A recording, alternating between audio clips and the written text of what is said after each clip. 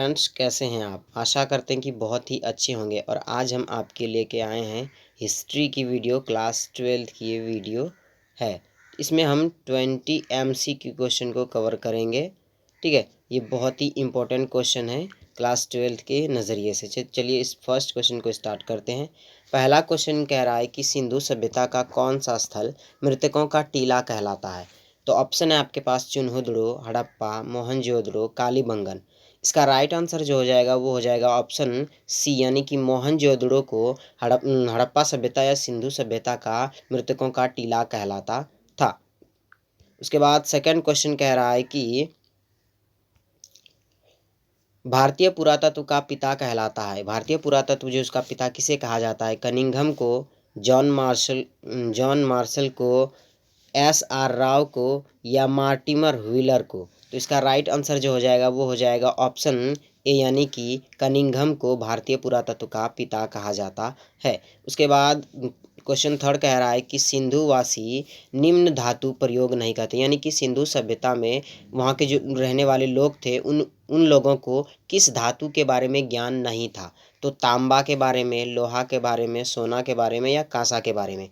तो इसका right answer जो हो जाएगा वो हो जाएगा ऑप्शन बी, यानी कि सिंधु सभ्यता के लोगों को तांबा के बारे में ज्ञान था, सोने का भी ज्ञान था, कांसा का भी ज्ञान था, लेकिन लोहे का ज्ञान नहीं था। ठीक है, वो सिंधु सभ्यता के लोग तांबे का, सोने का, कांसा का हर तरह के आभूषण पहनते थे, लेकिन कुछ भी लोहे का वहाँ पे नहीं दिखा है। तो ये इतिहासकार ये मानते हैं कि सिंधु सभ्यता के लोगों को लोहे का ज्ञान था ही नहीं, मतलब लोहे धातु का के बारे में उसे पता नहीं था। ठीक है, उसके बाद फोर्थ क्वेश्चन कह रहा है कि सिंधु सभ्यता में नर्तकी की मूर्ति कहाँ से मिली है? सिंधु सभ्यता में जो नर्तकी की मूर्ति मिली थी वो हमें कहाँ से मिली थी? तो आपके पास ऑप्शन है मोहनजोदड़ो, कोटडीजी, हड़प्पा, राखीगढ़ी। तो इसका राइट आंसर जो हो जाएगा वो हो जाएगा ऑप्शन नंबर ए, यानी कि मोहनजोदड़ो से मिली थी सिंधु सभ्यता में नर्तकी की मूर्ति। आपको जो वो नटराज वाली मूर्ति दिखाई देती होगी। ठीक है, नटराज वाली मूर्ति जब चैप्टर आप खोलेंगे तो उसमें नटराज की मूर्ति दिखाई देगी, वही नर्तकी की मूर्ति है। तो वो जो मिली थी वो कहाँ से मिली थी? तो मोहनजोदड़ो से मिली थी। उसके बाद क्वेश्चन 5 कह रहा है कि किसने भारत में सर्वप्रथम स्वर्ण सिक्के जारी किए थे? भारत में सबसे पहला स्वर्ण सिक्का किसने जारी किया था? तो ऑप्शन है आपके पास मौर्यों ने, हिंद यूनानियों ने, कुषाण ने या गुप्त वंश ने। तो इसका राइट आंसर जो हो जाएगा वो ऑप्शन बी हो जाएगा, यानी कि हिंद यूनानियों ने सबसे पहले भारत में सोने के सिक्के जारी किए थे। ठीक है, उसके बाद क्वेश्चन 6 कह रहा है कि शक संवत का आरंभ किसने किया? शक संवत जो था उसका आरंभ किसने किया था? आपके पास ऑप्शन है मिनांडर ने, रुद्रा दामन ने, गोंदो फार्निस ने या कनिष्क ने। तो इसका राइट आंसर जो हो जाएगा वो हो जाएगा ऑप्शन नंबर डी, इन्होंने कनिष्क ने ही क्या किया था? शक संवत का आरंभ किया था। ठीक है, उसके बाद क्वेश्चन थर्ड कह रहा है कि किसने भूमि अनुदान की प्रथा आरंभ की थी? मतलब कौन से राजा ने भूमि को अनुदान यानी कि उपहार देने की जो प्रथा चली आ रही थी वो किसने आरंभ किया था? आपके पास ऑप्शन है कुषाण ने, सातवाहन ने, गुप्त ने या मौर्यों ने। तो इसका राइट आंसर जो हो जाएगा वो हो जाएगा ऑप्शन नंबर बी, यानी कि सातवाहन जो राजा थे। ठीक है, जो दक्षिण भारत में हमें देखने को मिलते हैं सातवाहन राजा, उन्होंने क्या किया था? ये भूमि अनुदान की प्रथा को मतलब प्रचार प्रसार किया था और वहीं से यह भूमि अनुदान की प्रथा का आरंभ हुआ था। ठीक है, उसके बाद क्वेश्चन 8 कह रहा है, और ये 8 क्वेश्चन बहुत ही इंपॉर्टेंट क्वेश्चन है। मनुस्मृति की रचना काल, यानी कि मनुस्मृति की जो रचना हुई थी वो कब हुई थी? ठीक है, तो मनुस्मृति की जो रचना हुई थी वो हुई थी, ऑप्शन है आपके पास 200 ईसा पूर्व से लेकर 200 ईस्वी के बीच, या ऑप्शन बी है 300 ईसा पूर्व से लेकर 100 ईस्वी के बीच, ऑप्शन सी है 100 ईसा पूर्व से लेकर 300 ईस्वी के बीच, या इनमें से कोई नहीं। तो इसका राइट आंसर जो हो जाएगा वो हो जाएगा ऑप्शन नंबर ए, यानी कि 200 ईसा पूर्व से लेकर 200 ईस्वी के बीच मनुस्मृति की रचना हुई थी। ठीक है, धर्मशास्त्र और धर्मसूत्र जो है वो मनुस्मृति का ही क्या है? एक मतलब कुछ पार्ट है। ठीक है, तो ये याद रखिएगा। उसके बाद मृक्ष मृक्ष कटिकम रचना, मृक्ष कटिकम की रचना है तो किसने मतलब ये लिखा है? तो कालिदास की मतलब ने लिखा है, या शूद्रक की लिखावट है, या आर्यभट्ट की है, या अमर सिंह की है। तो तो इसका राइट आंसर जो हो जाएगा वो हो जाएगा ऑप्शन बी, यानी कि शूद्रों के बारे में इसमें मृक्षक टिकम में किसका बारे में लिखा गया है? शूद्रों के बारे में लिखा गया है। उसके बाद क्वेश्चन 10 कह रहा है कि चैत्य क्या, मतलब चैत्य किसे कहा जाता था?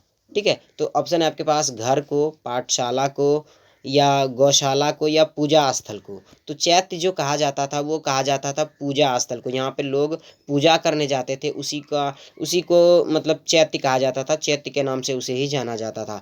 उसके बाद 12 अंग संबंधित हैं। 12 अंग किससे संबंधित हैं? तो बौद्ध धर्म से, जैन धर्म से, ब्राह्मणों से, या किसी से नहीं। ठीक है, तो इसका राइट आंसर जो हो जाएगा वो हो जाएगा ऑप्शन बी, यानी कि जैन धर्म से जो है वो 12 अंग संबंधित है। ये कैसे आपको सब्जेक्टिव वाले क्वेश्चन में हम बता चुके हैं। उसके बाद क्वेश्चन 12 कह रहा है कि संगत साहित्य की रचना हुई थी। संगत साहित्य की रचना कब हुई थी? तो उत्तर भारत में हुई थी, मध्य भारत में हुई थी, दक्षिण भारत में हुई थी, या पूर्वी भारत में हुई थी। तो इसका राइट आंसर जो हो जाएगा वो हो जाएगा ऑप्शन सी, यानी कि दक्षिण भारत में हुई थी। किसकी? संगत साहित्य की रचना हुई थी दक्षिण भारत में। उसके बाद क्वेश्चन 13 कह रहा है कि सातवाहनों का सबसे महान शासक कौन था? ठीक है, तो ऑप्शन है आपके पास सिमुक, कृष्क, गोमती पुत्र, सातकर्णी, या सातकर्णीय प्रथम। ठीक है, तो इसका राइट आंसर जो हो जाएगा वो हो जाएगा ऑप्शन सी, यानी कि गोमती पुत्र सातकर्णी जो था वो सातवाहन का सबसे महान शासक था, और इसे मतलब सबसे ज़्यादा वैल्यू दिया जाता था सातवाहन शासकों में से। उसके बाद क्वेश्चन 14 कह रहा है कि अकबरनामा की रचना किसने की? ऑप्शन है आपके पास अमीर खुसरो ने, अल-बरूनी, इब्न बतूता, अबुल फजल। तो इसका राइट आंसर जो हो जाएगा वो हो जाएगा ऑप्शन नंबर डी, यानी कि अबुल फजल। अकबरनामा की रचना किसने की थी? तो अबुल फजल ने की थी। किसने की थी? अबुल फजल ने। उसके बाद क्वेश्चन 15 पर चलते हैं। क्वेश्चन 15 कह रहा है कि अकबर का वित्त मंत्री कौन था? अकबर का वित्त मंत्री कौन था? बीरबल, मानसिंह, टोडरमल, या अबुल फजल। तो इसका राइट आंसर जो हो जाएगा वो हो जाएगा ऑप्शन सी, यानी कि टोडरमल जो था वो अकबर का वित्त मंत्री था। उसके बाद क्वेश्चन 16 कह रहा है कि मुगल कालीन चित्रकला किसके काल में चरमोत्कर्ष पर पहुंचा? ठीक है, तो मुगल कालीन जो चित्रकला था वो अकबर के समय तो बहुत अच्छा चल रहा था, लेकिन वो शाहजहाँ के समय जब ये आया तो चित्र को उतना वैल्यू मतलब नहीं मिलने लगा, लेकिन अकबर के समय चित्रकला को बहुत ज़्यादा वैल्यू दिया जाता था। ठीक है, तो 16 का जो आंसर हो जाएगा, यानी कि राइट आंसर हो जाएगा ऑप्शन सी, जहांगीर के समय ये क्या हो गया? चरमोत्कर्ष पर पहुंच गया, ऑप्शन सी। उसके बाद 17वां क्वेश्चन कह रहा है कि लाडली बेगम किसकी पुत्री थी? ठीक है, आपके पास ऑप्शन है नूरजहां, मुमताज, अस्मा बेगम, और जहां आरा। तो लाडली बेगम जो पुत्री थी वो थी नूरजहां आरा की, नूरजहां की बेगम थी, नूरजहां की बेगम थी, यानी कि ऑप्शन ए जो हो जाएगा वो हमारा राइट हो जाएगा। लाडली बेगम नूरजहां की पुत्री थी।